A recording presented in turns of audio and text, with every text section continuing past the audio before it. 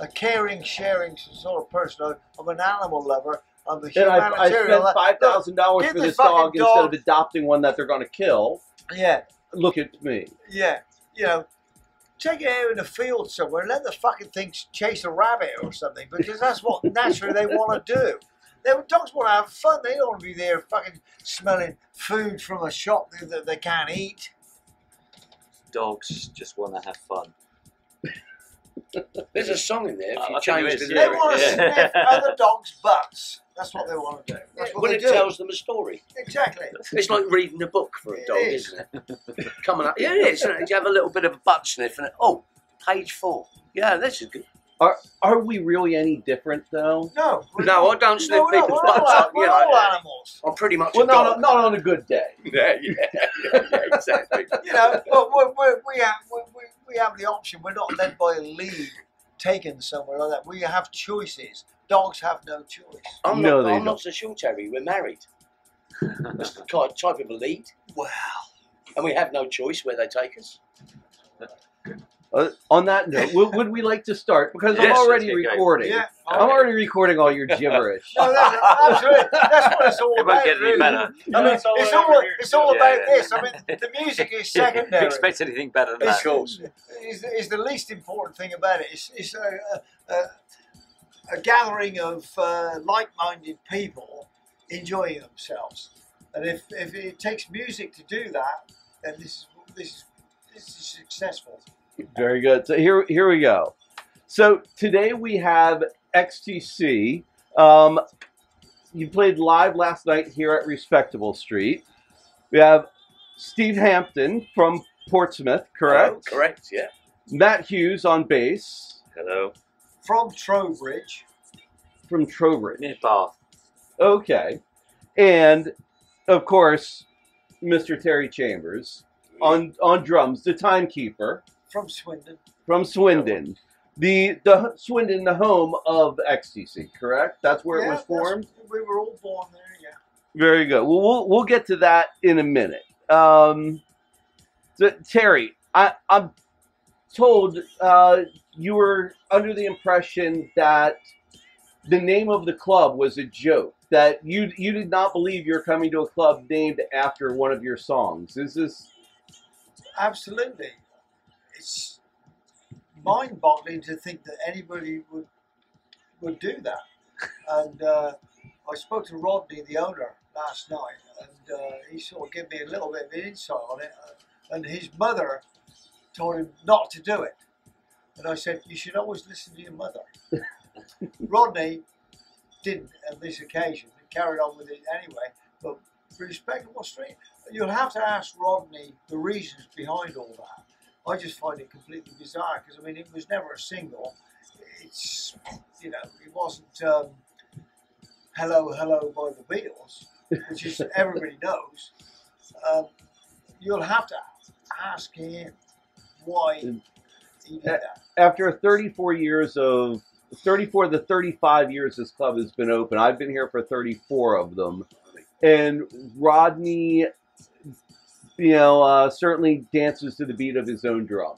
And he's been very successful in doing that. He's, you know, so I can't argue it. It's worked. You know, it's one of the oldest alternative music venues in the country at this point. So, you know, still going strong 35 years. It's an amazing Not feat. It's a wonderful venue. Yeah. So I know we're, when I say we, you guys are a man down. Steve Tilling, so is he playing lead or is he playing rhythm guitar on this tour? Yeah, that's hard to explain because the parts are so knotty and so gnarly. It's sometimes he's playing lead, sometimes I'm playing lead, and then sometimes we're doing things together Right. that amalgamate. If you take one part and you listen to it, you think, what? That doesn't make any sense. This part doesn't make any sense. Put them together, and they make perfect sense. Of course. So yeah, it was a sort of dual thing. So with that, like Atlas with the weight of the world on his shoulder, you seem to carry the show because all that burden lies on you. You're for the most part doing all the singing. You're now the only guitarist. what kind of changes are you having to make to step up? But You know, some pretty drastic ones, to be fair. I mean, the task, we just thought, when Steve had to go home, we had a chat and we thought, look, what are we going to do? And then you're looking at people sending you messages on the social media saying, like 6 shows later, they're driving 200 miles or 300 miles to come and see us. What do you do when you're in that predicament? So we all agreed we'd carry on. right. And so it was just a case of trying to get my head around how to make the guitar parts work. I was singing harmony, so I am a vocalist of sorts, and just stepped up, and luckily we had a prompter. So it looks like I'm trying to ignore people, but I'm not. I'm trying to read the lyrics. Oh. So at the same time, and it seems to have worked, I think, guys. Well, I can't sing. Well, oh, you can, you lie. Wow. I can't sing, so it certainly wasn't going to come down to me. And without Steve and Matt, you know, I said to the guys, I said, look, these shows are going to go on, even if I'm going to get there just in my underpants to make sure that it doesn't, you know. You wouldn't be the But first. they said, no, that's not going to be a good look. So they said, look, we'll come along with this. Yeah, I mean, Keep your pants Steve's on. doing a magnificent job. I mean, this was the day after. The guy left, he was ill, and all sorts of issues there. Steve, the next day, we never had one rehearsal. So he had the prompter, and I don't know anybody else on earth that could have done that. So is that what that extra wedge was up on the stage? Yes. Yes, exactly. We were talking about Yeah. that. We're like, that's an odd place for an extra wedge. Well, the thing is, it's exactly right. It's because it I'm. served its purpose. It does. You didn't even know. No. Because I'm myopic and I've got the eyesight of a bat, I've got to have it at a certain distance because I wear bifocals, and if I move slightly, it just goes blurry. Right. So I have no choice. I've got to put it there. I wish I didn't have to, but I'd be looking at the floor otherwise, and people would think, "What's up with him? He's got a stiff neck." Oh, they would just think you're an emo band. And, Yeah, you know, probably, yeah. Just look miserable. Exactly. Yes, Yeah, got it. you wear a little more black, and I'll put some black makeup Yeah, on. exactly. My eyes, job done. it would be well suited in this club. Yeah, yeah, probably would be actually. So, how did you guys, get together as, a foursome, but, today, for today's purposes, a threesome out? Well, going forward, it's probably going to be a threesome.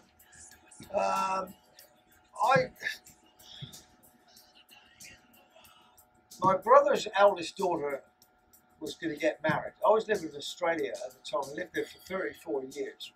And I was invited to the wedding. So I came over to the wedding. And on my few visits back to England, which unfortunately involved 2 funerals, my mother and my father, coming back from Australia. On this occasion, it was a decent reason to come back. And when I did come back to England to visit from Australia, I usually used to stay in touch with the remaining members of extc, Andy Partridge, Dave Gregory, and Colin Moulding.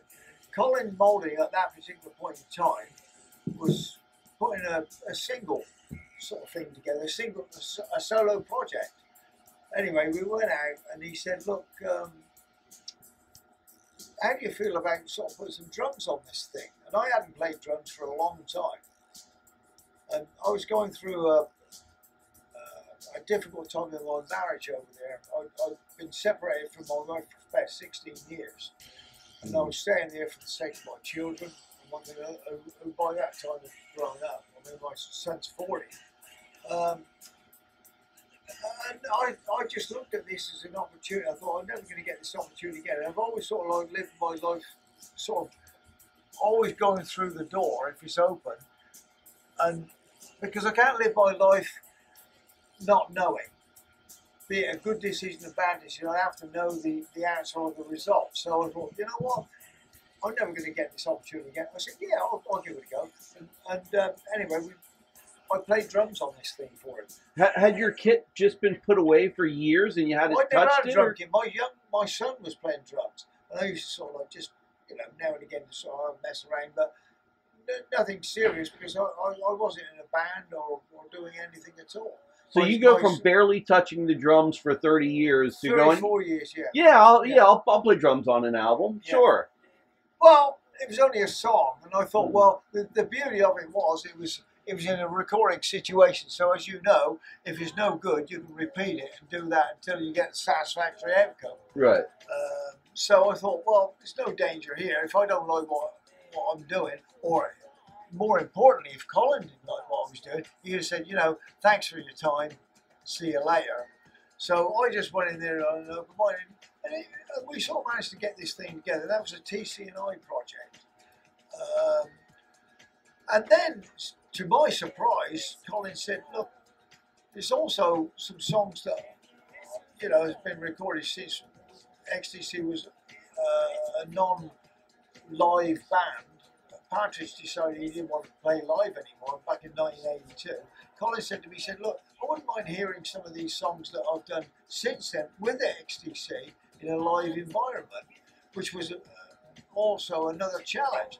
And I said, you know what, I mean, I'd already taken that one step they recorded. I thought, I'll take the next step because, you know, I never backed down from a challenge.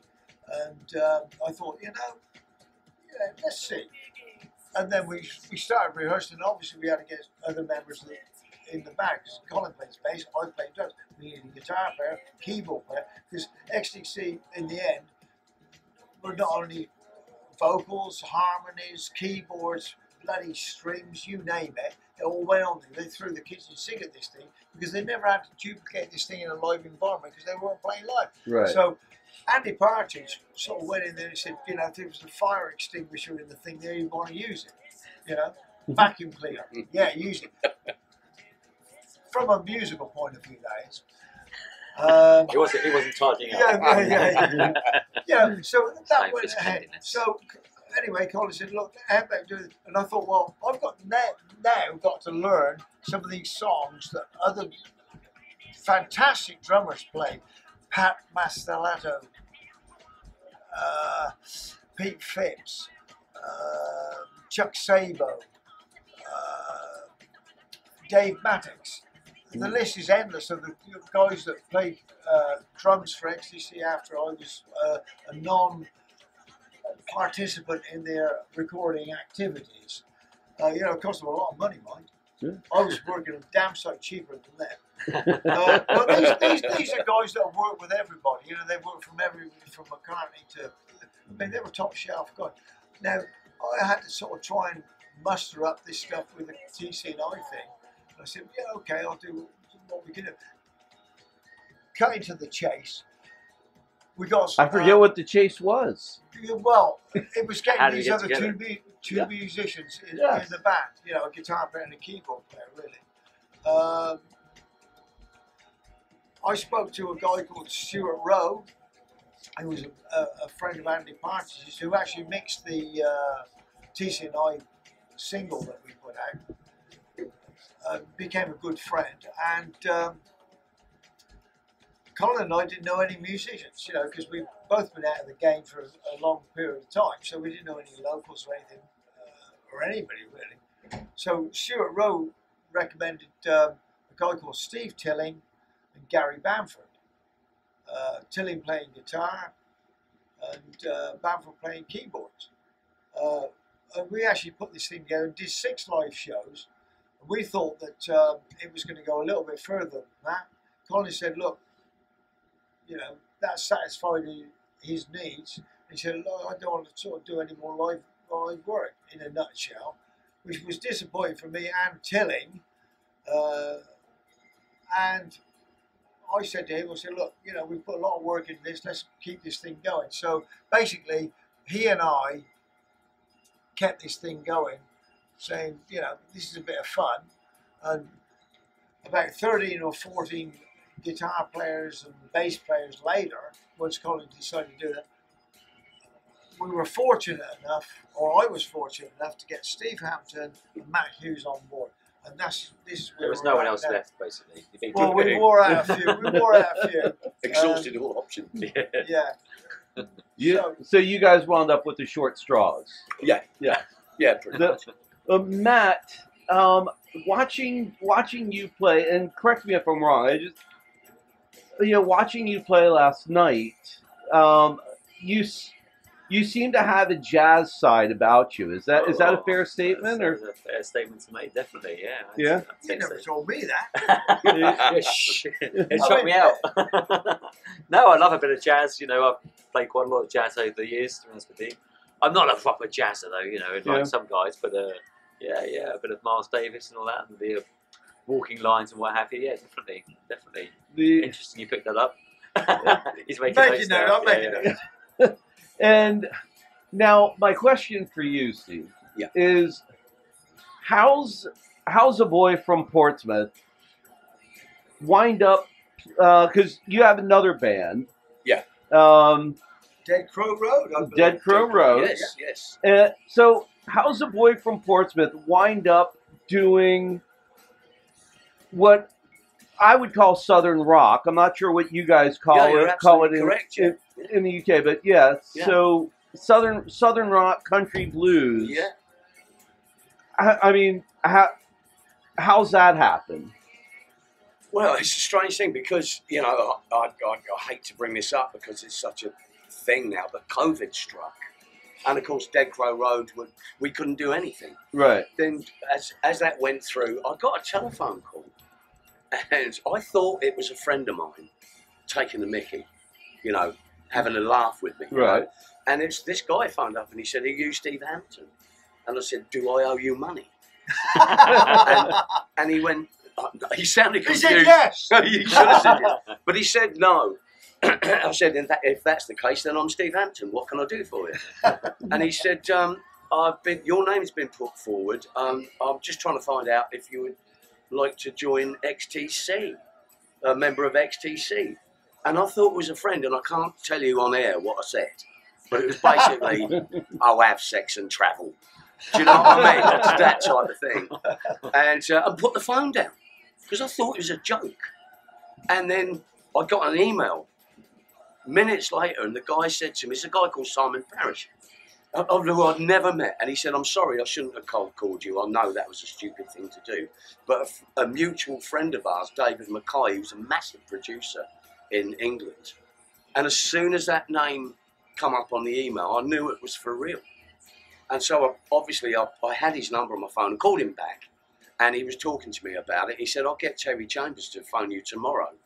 And I'm a huge fan of XTC. I had their albums, and I loved them. And Terry's one of my heroes. And I will say it on air, but he doesn't believe me, but it's true. He's one of the most iconic drummers in my list of top 10 you could ever have.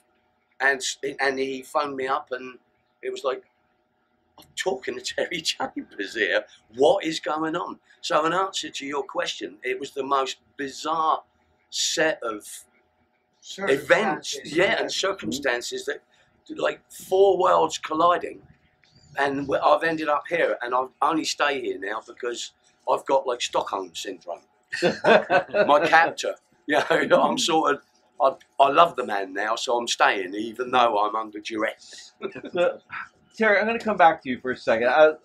Watching you last night, your kit has seemed to have changed and matured over the years. You're up to 3 toms plus a floor tom plus 2 snares, and your typical arrangements of cymbals, which is quite a bit larger of a kit than you had through the 70s and 80s. And I also notice in your playing, you do seem to ride those toms a lot more than you used to. Yeah. I mean, we're playing material from albums that I didn't originally play on, as well as the stuff that I did play on. And in order to do that, you've got some high end, some low end. If I could sort of, the guys know this, and especially John Plank, who's over there, their sound guy, and loading this stuff in and out. I would sooner do it with a 3-piece drum kit like Charlie wants. Unfortunately, the material that we're playing involves different dimensions or whatever.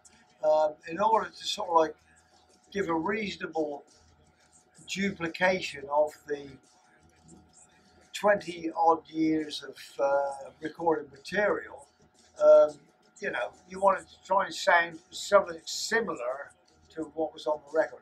Not identical, obviously, but you know, and a lot of those things are sort of the configuration of the kit is such that it's easier for me to play that way. For instance, you know, if I'm doing a shuffle, which in King for a Day, which we did play last night for various reasons, you know, it's easier for me to do it that side. That's just the way I am. And other stuff is easier that way. So it just makes life easier for me having those things there. And it also makes it easier for John, I think, but he'll have to, so that he's got something that's sounding a little bit closer to what we want, without having to say, oh, he's playing this now. Now I've got to turn this drum from this into this, if you understand what I mean. From a deep sound, I've got to try and move. So it's just trying to make life easier for everybody, not only for myself from a playing point of view, but trying to duplicate what was originally done on these songs here without too much messing around. I was looking for something a bit more existential. Instead, I got because it's easier.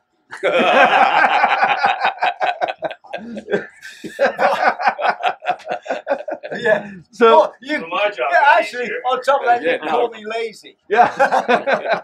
No, that's the truth, really. So let's go. I want to talk a little bit about when XTC came out. So we're talking October 7th, 1977. You guys released a 3-song EP.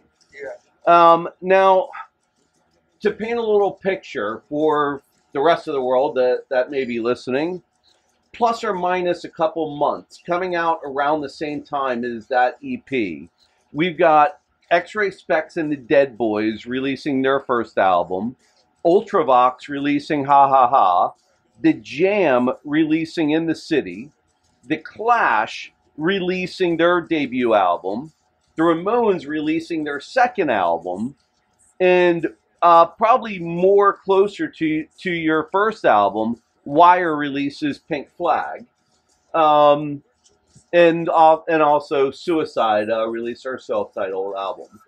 Now, are you aware of any of these releases? Is this something that you guys are aware of, things going around you, or? We actually formed in 1974, and we had long hair in those days. Right. And we supported bands like Thin Lizzy, Right. Budgie, another band. I mean, you can play either of those songs, anything from either of those bands, and I'm quite happy with it. But the music business changed. You know, suddenly there was, I don't know, England itself was sort of going through a bad period. There was sort of like not a recession, it was more or less really a depression. Right. And, you know, the kids were revolting and repulsive. And still are. And still are. And, you know, this seemed to be a thing because there was a thing where lots of bands around that period of time in the mid-70s, like Queen, Pink Floyd, Yes, Deep Purple, all that, they sort of basically took a bit of a hiatus, if you know what I mean. They, you know, it was so expensive for kids that never had any money. There was a lot of people on the dole, which is the benefits in this country. And, you know, you couldn't afford to buy the tickets to see these guys in big theatres and all that. So kids were actually sort of going to local pubs there, just forming bands there, just sort of getting up there, doing a little bit, and going into the pub scene. And this is where this punk thing took place. On the coattails, I have to say, of the Ramones, Iggy Pop, the Stooges, and bands of that nature, you know, going out there and doing this raw stuff, and people were listening to that, and it wasn't sort of like necessarily, you know, musically correct. Not necessarily in time and not, you know, it was sort of like, let's get out there and do it as it is. And people were playing in bands that were, you know, because it was, I don't know, it just sort of like took place under those circumstances, you know. The whole rock business became a little bit elitist. It's like, we're here and you're not worthy. And so I think the punk thing came in and said, look, you know, we're going to get up and do this thing. That's most of those bands that you mentioned earlier came along with that sort of thing. And then the record companies sort of see this underground thing, for the want of a better expression, thinking, you know, there's something in this, and started to sign bands up. And the Sex Pistols, which you didn't mention there, and that's further down my notes. Is it? Yeah, okay, yeah, we'll get to that. Thank you for jumping ahead. No, I can't read from here. I haven't got my glasses on. I couldn't read from anywhere. But yeah, and it took place. So and we sort of came into this, I guess, because we came from a town called Swindon, and there was nothing going on there. It was 2 hours west of London. Yeah, you know, it's like, I mean, it's like Akron, Ohio, where Devo came from. You know, it's not a rock and roll center. Right. You know, and even those guys, similar to ourselves, had to go to either New York or Los Angeles to start playing their music. That's what we did in 1974, really, is go to London there, because it's a more bohemian type of place to live. Swindon is a one-horse town, as Akron is, I guess. Right. You know, you're not, you have to go to the mountain. You're not going to bring the hammer to the hammer's going to the mountain, if you understand what I mean. You know, you got to go where it's at, and that's what took place. Now, a couple months later, in January, you guys released White Music. And to me, that album it's a bit of insanity. Looking at, 3 songs in there in particular, if we look at Dance Band and Do What You Do, they both have like a ska feel to them. Months, actually 2 years before the Specials and Madness released their album. Obviously, the first wave of ska, with, from Jamaica, had already been out. Is that something that had influenced you guys, or? Well, Andy Partridge was basically writing the songs at that particular point in time. Colin, I think, on that album probably had 1 or 2 songs. Right. Partridge got his songwriting thing from everywhere. I mean, he was a guy that was writing songs without blinkers on. He wasn't completely channeled by that. He would listen to everything that's going about, and he would make a configuration of all the things. He was like a musical sponge. He would draw from everywhere. Right. And then this is what created XCC, where it was sort of like, I'll take a bit of this, I'll take a bit of that, something else. And he it was a recipe for him. You know, it wasn't like, we're going to be a rockabilly band or we're going to play rock and roll, and that's what you got to do. So you channel like that. Partridge drew from Mozart to Bob Marley. Right. So Mozart to Marley? Is that, Marley. Anyway, so I mean, the man, he was incredible in that sense, and I think that's really what created this thing. And Colin and I. And at that particular point in time, Barry Andrews, I mean, we used to call him Itchy and Scratchy, Colin and I, because Partridge would be doing this, and Andrews would be doing this sort of stuff, Itchy and Scratchy, the thing. Which irritated some people. It wasn't everybody's cup of tea, there's no doubt about that. But Colin and I sort of managed to sort of like have some sort of bass there, bass and drums, holding this thing together. And this stuff was going over the top, and it made it a little bit different to everybody else. And I think that's what got us a record deal. Really, is the fact that we weren't exactly the same as all those other bands that you mentioned earlier. Because a lot of them were, and especially the fact that we didn't come from London anyway. These guys were going to see other bands and all that, and everybody seemed to be following the same path. we were a branch going out of there because we weren't from that area. So we sort of like just drew on fresh air and. That's kind of why I said this album to me was a little bit of insanity. Yeah. So we take those two It was songs. risky. We take those two songs. They've got a little bit of a ska feel to them, Yeah. but then we go to probably the craziest Bob Dylan cover ever, which is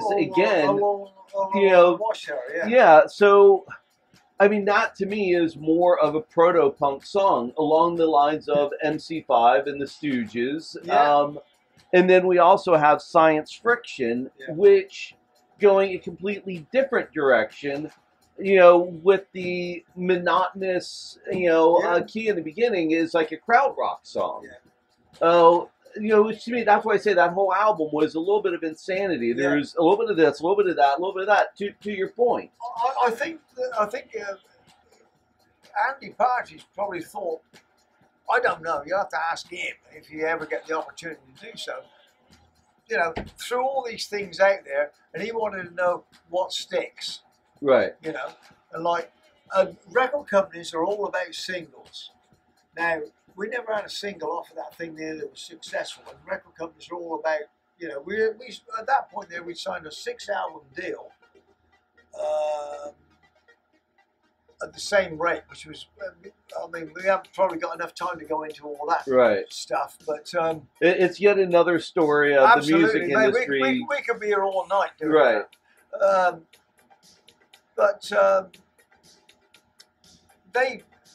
Record companies are they're a business, Right. And they invest in something Buy like low, anything else sell high. that has to sell. Now there wasn't a single on that album that was. We released Statue of Liberty, I think. It never got played on the radio in England because the BBC disliked the line I sail beneath her skirt or something of that nature, which is all about the Statue of Liberty, which obviously everybody knows is stacked in New York. I mean, it's I think it's 2 albums later nonsense. before you guys have Yeah. a hit, which would be Making Plans for Nigel. That'd yeah. be, I think, 2 albums later. Yeah, that's right. Around 80. That was the last chance saloon for us because Virgin Records had the option of, kicking us out if we didn't get a single. So the pressure was on about getting a hit single. We'd already released 2 albums by that time. No single in there. Despite, as you say, the diversity of some of the songs that were on there. Partridge was sort of like chucking that out and seeing what sticks. Nothing stuck. Nothing was played on the radio. And the record company was getting very nervous. Right.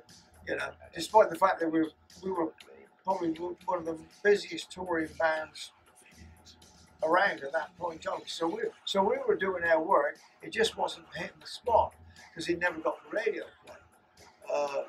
And despite the fact that perhaps people didn't want it. That's an option too. I mean, when it got to the drums and wires thing, we changed record producers because Virgin wanted them. We did our first 2 with John Leckie, who was a good friend.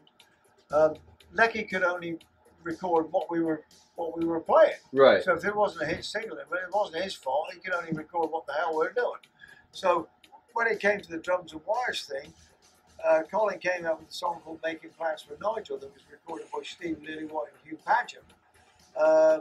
And I don't know, it sort of managed to hit the spot at that point. Now I'm gonna switch gears a minute and come back to XTC with an E. Yep. Do you guys have any pre-show rituals or superstitions? Or I see Matt chuckling. There's got to be something. Press ups. Yeah, This one. Yeah. Matt does 20 press ups. They have a press up competition between. I don't know. Between him and John, who's the sound guy. And if anyone that I'm going to be in a trench with, it's going to be that man. And Kai Chambers, which is Terry's son. Yeah. He was tour managing for some time, and these 2 guys, they're just incredible people, really good people. Yeah, my go-to guys. So who can do more press ups? Matt. Yeah, Matt. It's because he's smaller. He's got less to prep. Well, that's actually. The big guy's trying to catch up with him. There's no doubt. Oh, he's doing well. On the other hand, Steve Hampton and myself, as the older members of the outfit, we just sort of sit on there and just watch. Oh, you do your stretches, Terry. Yeah. 2 lunges. Now, do you guys have any songs in your playlist that are just absolute favorite songs to play? Forget about what, because you have to play what people want to hear, but the other side of what people want to hear is usually the stuff that you're tired of playing. So is there? There's plenty of them. But is there a song that's just an absolute favorite to play? God, that's a really hard question.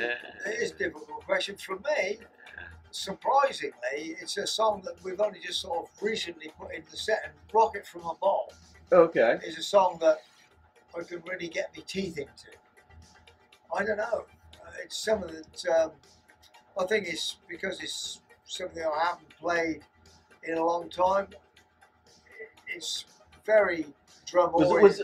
Was that on Go To or? I think it was on the Black Sea. Black Sea album. Okay. Yeah. And I don't know. I think that's the song that I agree with Terry. I think really enjoy. I think it just sort of like shifts another gear when that happens. I don't know why, but I mean, I try and play all the songs with equal enthusiasm. Some of them I've been playing for a long,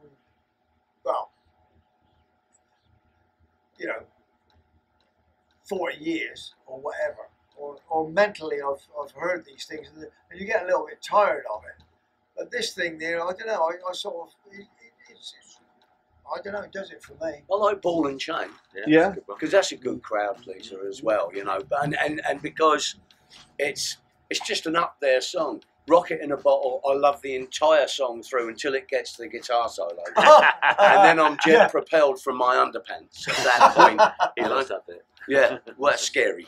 So, my last little segment here, if we will, is something that an interview I did last week is now going to find its way into everything I do moving forward because I just think it's fun. And I call it things that only happen to rock stars. I don't care about groupie stories. I don't care about free drugs. Those are boring. Yeah. So, and I'm going to tell you, they set a very high bar to start because the bar that they set is they came upon a crime scene and they think they got fed human flesh. So, my lord, we can't beat that. So do your best, gentlemen. What kind of crazy stuff has happened? This is, I don't know whether they're... I think you should. Okay. I only heard about it. My partner Jax, her mother died and she got her ashes. Okay, and one day she was trying to lift the pot up and to see what she could do with it because she wanted to take some because you can make it into jewellery. Okay, right. And that's a bizarre thing, but I am a hillbilly from Portsmouth, so just bear with me. Okay. Anyway, she lifted this thing up and some of the ashes fired out, and I didn't see this, and she told me all about it, and it fell near some fruit, and of course I picked up an apple, and I took a bite of it, and I said, "Here, Jack, this apple's a bit dusty," and she said, "Oh my God, you just ate my mother." If I had a nickel for every time I heard that. Yeah, exactly. We've lost our guitars every time we come to America. Yeah. That seems to be another. The gods have got it in for me, I think. There's about that really, and we ruined a film shoot in Vancouver. That's true. Drove through a film shoot. Yeah, we drove onto their sets. Cut. Mr. Plank should be talking about that because he's the driver. He's the one that drove onto the set. Yeah. You guys were innocent. It was Quantum Leap. Actually, was the movie that they were doing. They said, "You just ruined the shot," and John was only driving around the back of the building that we were going to load into. It was what was the name of that place, Steve? It was the Rickshaw Theatre. All right, and they were filming this thing, and who's to know? Well, we didn't know. We sort of stuffed that up for them, but I'm sort of hoping they keep it in. Yeah, Quantum Leap was the movie that they were doing. I think so. Find that much out. Yeah. So. But really, I mean, one, we're not rock stars, and two, that, you know, not that much happens to us at our age. It's pipe and slippers in the van, you know what I mean, and read a decent newspaper. You know, that's about as rock and roll as we get. You know, I don't think I've thrown a TV out of the window that I know of. You know? Oh, the day is still young, my friend. Oh, yes, yes, yeah. Mind you, last night in the bar, that could have been a different story. Yeah, we did let our hair down. Did you guys make it down to O'Shea's last night, or? O'Shea's.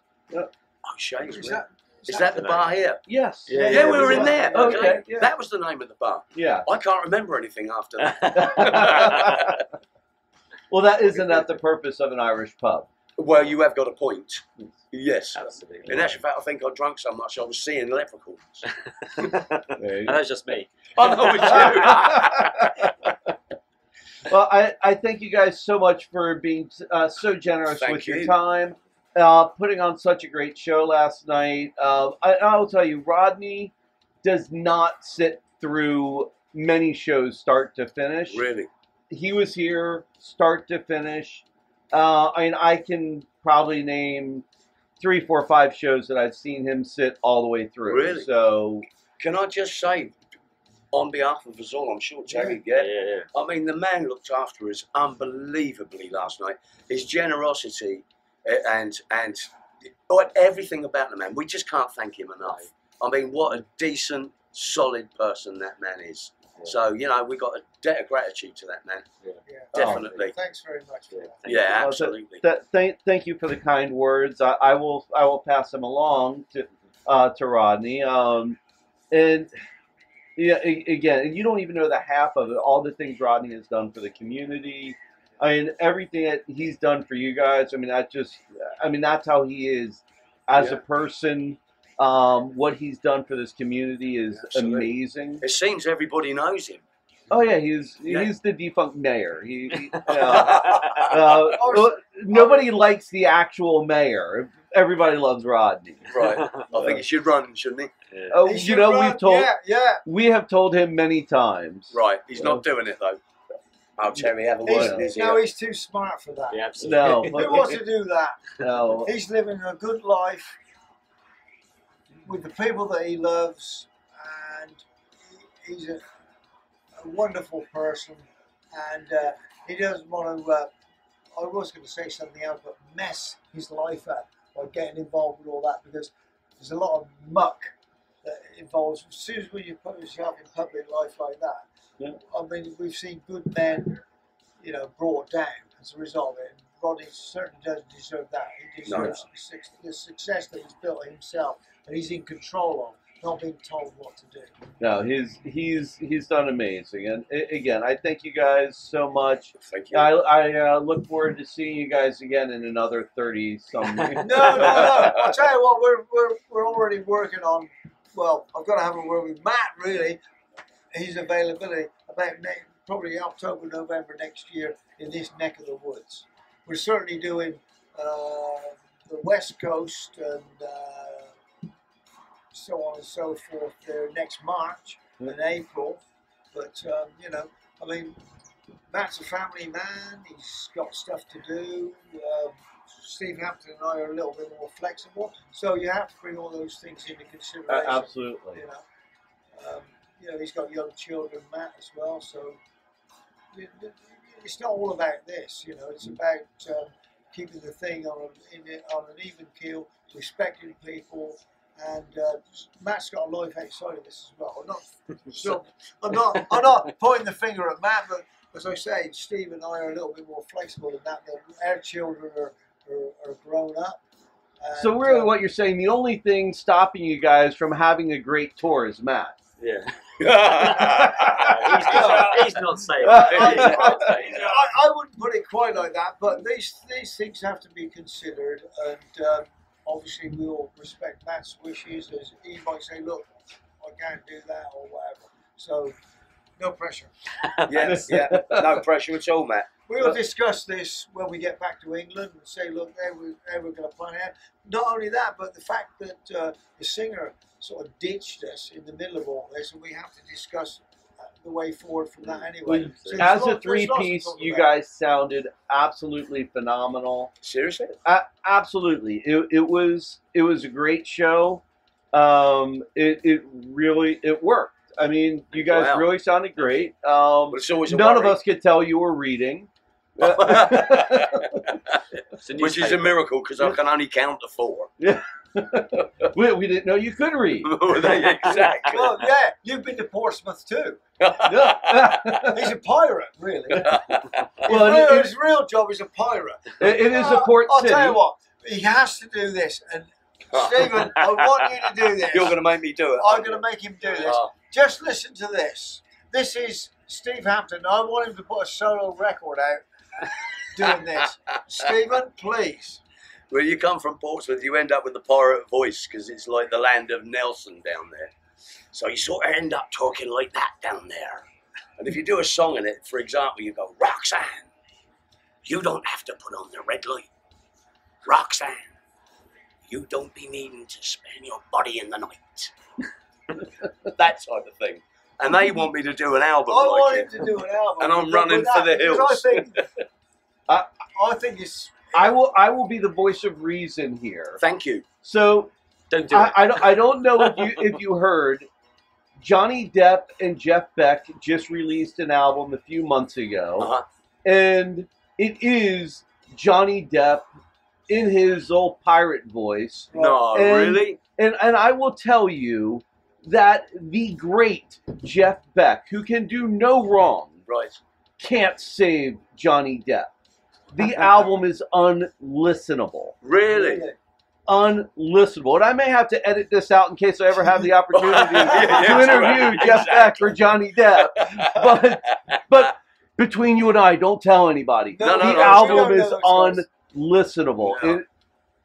It's terrible. It is for Jeff Beck. I mean, you've never heard the words Jeff Beck and unlistenable in the same No, sentence. absolutely not. Not even in the same, No.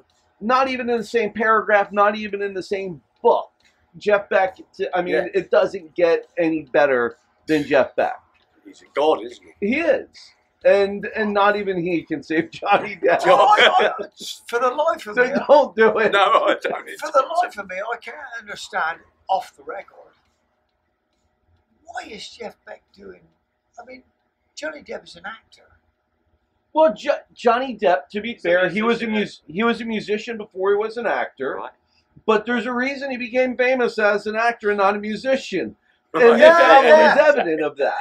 But also, I mean, I think one of the things that I notice, if you look at highly successful musicians, they get to say, hey, I want to do this with that person. And they just do it. Yeah. And you have so many people that are, one, incentivized to, that are going to get paid if that comes out. So they're incentivized to say, yes, do that. None of them, in my opinion, are brave enough to say, you may want to rethink this. Yeah, Yeah, exactly. I'll tell you what, it's like this. I mean, I can't imagine Sylvester Stallone putting out a single. Right. I mean, he's an actor, and that's what he do. Be good at one thing. Yeah. Don't sort of like. I mean, certain people they believe their own press. You can do this, you can do that, and there's money to be made in it. You know what I mean? I think, in all reality, and don't get me wrong, I've got nothing against Sylvester Stallone, but I think in reality, him starting to go into the rock business or the music business will be, well, take Arnold Schwarzenegger, put the pair of them together. Can you imagine them doing a duet and putting a single out? I mean, honestly. You know what? They're good actors, they're great I might actors pay and to all that. see it. Well, yeah, exactly. This is- Just so I could No, come on here and but- talk shit about them with you. But Brian is purely for the curiosity values. So Right. say, what's this like? And I think that's the thing with Johnny Depp. We all watched the Mate, train wreck, right? Do it. Yeah. Yeah. These But, things You know, happen. his room is that wide up. It's like me going acting. Can you imagine that? I got a voice like fucking Mickey No, Mouse. you can say what you want. Mickey Mouse. This is the internet. You We know. can say whatever we want. That's why I don't sing on stage. I sound like Mickey Mouse. So I just stick to the drums. My father always told me, be good, but be good at one thing. And be fucking I said it again. So about it. You know So what I mean? just to be a contrarian, Don't because I walk- like to argue, there are plenty of actors that are also great singers. Absolutely, mate. And, you know, I mean, Zoe Deschanel, she's, you know, great actress, and she's got the voice of an angel. She's, you know, and she's a good guitar player as well.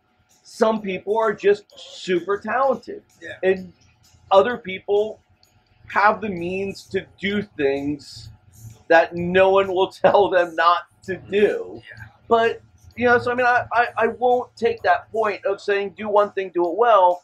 If you're an artist and you're great at something, But it's do very everything. rare, though. Very It's- rare. Exactly. It's just very rare. It's very rare. And I can tell you a story now. Have you heard of a guy called Tommy Emmanuel? No. Well, he's a country guitar player, singer. Well, he's originally from Australia. When I was playing with a band over there called Dragon, Tommy was playing for a girl called Sharon O'Neill over there, which means probably nothing over here. The point of the story is, Tommy was playing drums in his band. I was in the bar with him after the gig one night and having a few beers, and nothing was going on. But she said, "Oh, I'm going to go to the room and get my guitar and play that." I thought, drummers don't play guitars. Anyway, Tommy brought this thing down, and he was playing this thing, and I asked him if he could play Classical Gas by Mason Williams. And he played this thing. And I said, Tommy, what the hell are you doing wasting your time playing drums? He was a good drummer, don't get me wrong. This guy's the top of his tree. Mate, Right. he's absolutely, Tommy Emmanuel. Yeah. Play one of his songs. He's an acoustic part of guitar this thing player. that- I am Just for me, going 'cause to. he's a I'm going friend to. of mine. I'm going to add it to the YouTube when it comes out. Yeah. I'll go ahead and I'll link it. Yeah. He's phenomenal. Right, but I mean, you can also go ahead and talk to musicians like Prince, who's an amazing drummer, Oh, amazing guitar right. player. But, Yeah, I mean, the guy absolutely. can do everything. Sammy there- Davis there are- Jr. That guy. Oh, I mean, Lord. I, Yeah. I take that. I mean, there are certain individuals that are It's- freaks. But I mean, as mere mortals, right. my father put me on the right track, saying, "Look, you're just you." You know, I was given every opportunity, but this is, and I listened to him. I said, "Mate, I'm going to be as good as this as I can do, and not water down the. You know, you can be a jack of all trades sort of thing, Right, but be yeah. master of one." Exactly. And that's the way I was brought up. So I thought to myself, mate, I'm not talented enough to sort of like start messing around with this, because the time I'm spending messing around with that is time I'm not actually sort of doing what I should be doing. Other individuals like Prince, as you say, multi-talented, and Tommy Emmanuel, Phil Collins, another one. Phil Collins, and very annoying. Drummers that can play keyboards, they're out of the drummers union, as far as I know. You know, very annoying. But I've got the most, the ultimate respect for guys that can do that. I just know my limitations, and I can't spread myself that thinly. But I admire those, and I'm envious of their talent. But as you say, but it's only they're the minority rather than the majority. Absolutely. So, you know, fair play to them. Yeah, Very good. absolutely. Well, again, thank you guys so No, much. thank you. It's been a pleasure, And Brian. pleasure's been mine. Thank you, Brian. Thank you.